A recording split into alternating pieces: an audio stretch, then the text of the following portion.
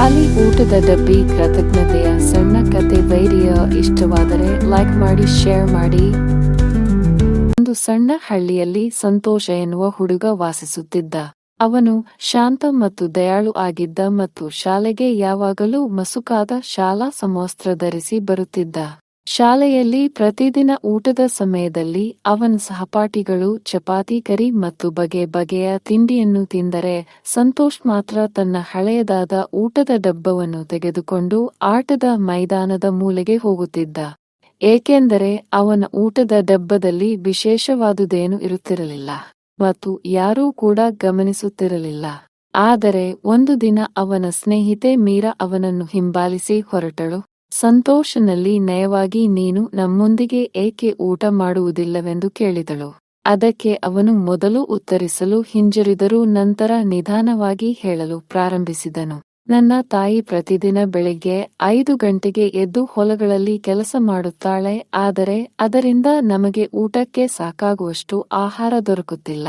ಆದ್ದರಿಂದ ನನ್ನ ತಾಯಿ ಟಿಫಿನ್ನಲ್ಲಿ ವಿಶೇಷವಾದುದನ್ನು ಕೊಡುವುದಿಲ್ಲ. ಅದರಿಂದ ಮುಜುಗರವಾಗಿ ಬೇರೆಯಾಗಿರಲು ಈ ರೀತಿ ಮಾಡುತ್ತಿದ್ದೇನೆ. ಇದನ್ನು ಕೇಳಿದ ಮೀರಾಳ ಕಣ್ಣುಗಳಲ್ಲಿ ನೀರು ತುಂಬಿ ಬಂತು. ಆ ದಿನ ಅವಳು ಮನೆಗೆ ಹೋದವಳೆ ತನ್ನ ತಾಯಿಗೆ ಶಾಲೆಯಲ್ಲಿ ನಡೆದ ವಿಷಯವನ್ನು ತಿಳಿಸಿದಳು. ಈಗ ಮರುದಿನ ಟಿಫಿನ್ನಲ್ಲಿ ಏನೋ ಬದಲಾವಣೆಯಾಗುವುದರಲ್ಲಿತ್ತು. ಮರುದಿನ ಎಂದಿನಂತೆ ಶಾಲೆಯ ಊಟದ ವಿರಾಮದ ಸಮಯದಲ್ಲಿ ಸಂತೋಷ್ ತನ್ನ ಟಿಫಿನ್ ತೆರೆದಾಗ ಅದನ್ನು ನೋಡಿ ನಂಬದಾದನು. 2 ಬಿಸಿ ಚಪಾತಿ, ಆಲೂಗಡ್ಡೆ ಕರಿ ಮತ್ತು ಸಿಹಿ ಕೂಡ ಅದರಲ್ಲಿತ್ತು. ಅವನು ಗೊಂದಲದಿಂದ ಸುತ್ತಲೂ ನೋಡಿದಾಗ ಮೀರಾ ಪಕ್ಕದಲ್ಲೇ ಕುಳಿತಿದ್ದಳು. ಮೀರಾ ಹೇಳಿದಳು, ಇಂದಿನಿಂದ ನೀನು ಒಬ್ಬಂಟಿಯಾಗಿ ಊಟ ಮಾಡುವುದಿಲ್ಲ. ನಾವೆಲ್ಲ ಒಟ್ಟಾಗಿ ಊಟ ಮಾಡುತ್ತೇವೆ. ಅಷ್ಟರಲ್ಲೇ ಉಳಿದ ವಿದ್ಯಾರ್ಥಿಗಳು ಅವನಿಗೆ ಗೊತ್ತಿಲ್ಲದಂತೆ ತಾವು ತಂದಿರುವ ಆಹಾರವನ್ನು ಸ್ವಲ್ಪ ಅವನ ಡಬ್ಬದಲ್ಲಿ ಇಟ್ಟರು. ಎಲ್ಲರೂ ಒಟ್ಟಿಗೆ ಸೇರಿ ಅನುಕಂಪ ಮತ್ತು ಪ್ರೀತಿಯಿಂದ ಊಟ ಮಾಡಿದರು.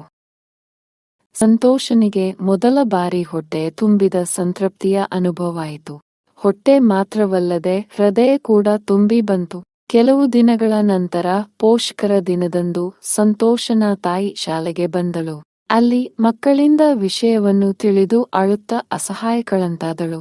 ನನ್ನ ಮಗನಿಗೆ ಸಾಕಾಗುವಷ್ಟು ಆಹಾರ ಕೊಡಲು ಸಾಧ್ಯವಾಗುತ್ತಿಲ್ಲ ಎನ್ನುವ ತಪ್ಪಿತಸ್ಥ ಭಾವನೆ ಯಾವಾಗಲೂ ನನ್ನನ್ನು ಕಾಡುತ್ತಿತ್ತು. ಆದರೆ ನೀವೆಲ್ಲ ನೀಡುತ್ತಿರುವ ಹೃದಯ ಶ್ರೀಮಂತಿಕೆಯ ಕಾಳಜಿಯ ಪ್ರೀತಿ ನೀಡಿ ನನ್ನ ಮಗ ಬಡವನಲ್ಲ ಎಂದು ತೋರಿಸಿದ್ದೀರಿ. ಸಂತೋಷ್ ಅಮ್ಮನನ್ನು ಬಿಗಿಯಾಗಿ ಹಿಡಿದು, ಅಮ್ಮ, ಈಗ ನಾನು ಹಸಿದಿರುವುದಿಲ್ಲ, ಏಕೆಂದರೆ ನನಗೀಗ ಹೊಟ್ಟೆಗೆ ಆಹಾರ ಮತ್ತು ಹೃದಯಕ್ಕೆ ಪ್ರೀತಿ ನೀಡುವವರು ನನ್ನೊಂದಿಗಿದ್ದಾರೆ. ಒಂದು ದಿನ ಶಿಕ್ಷಕರು ವಿದ್ಯಾರ್ಥಿಗಳಲ್ಲಿ ಮೃದುವಾಗಿ ಹೀಗೆ ಹೇಳಿದರು. ಕೃತಜ್ಞತೆಯೆಂದರೆ ನಮ್ಮಲ್ಲಿ ಎಷ್ಟಿದೆ ಎಂಬುದು ಮಾತ್ರವಲ್ಲ, ಅದನ್ನು ಎಷ್ಟು ಗೌರವಿಸುತ್ತೇವೆ ಮತ್ತು ಅದನ್ನು ಹೇಗೆ ಯಾರು ಸ್ವೀಕರಿಸಿದರು ಎನ್ನುವುದರ ಮೇಲೆ ಅವಲಂಬಿತವಾಗಿದೆ. ಸಂತೋಷ್ ಮುಂದೆ ಬೆಳೆದು ಶಿಕ್ಷಕನಾದ. ಆದರೆ ಊಟದ ಸಮಯದಲ್ಲಿ ಒಂಟಿ ಮಗುವನ್ನು ನೋಡಿದಾಗಲೆಲ್ಲ ಅವನ ಹಳೆಯ ನೆನಪುಗಳು ನೆನಪಿಸಿಕೊಂಡು ಹೃದಯ ತುಂಬಿ ಬರುತ್ತಿತ್ತು. ಈ ಕಥೆಯ ನೀತಿಯೇನೆಂದರೆ, ಕೃತಜ್ಞತೆಯ ಸಣ್ಣ ಸಣ್ಣ ದಯೆ ಕಾರ್ಯಗಳು ಜೀವನ ಪರ್ಯಂತ ನಮ್ಮಲ್ಲಿ ಶಕ್ತಿಯನ್ನಾಗಿ ಪರಿವರ್ತಿಸುತ್ತದೆ.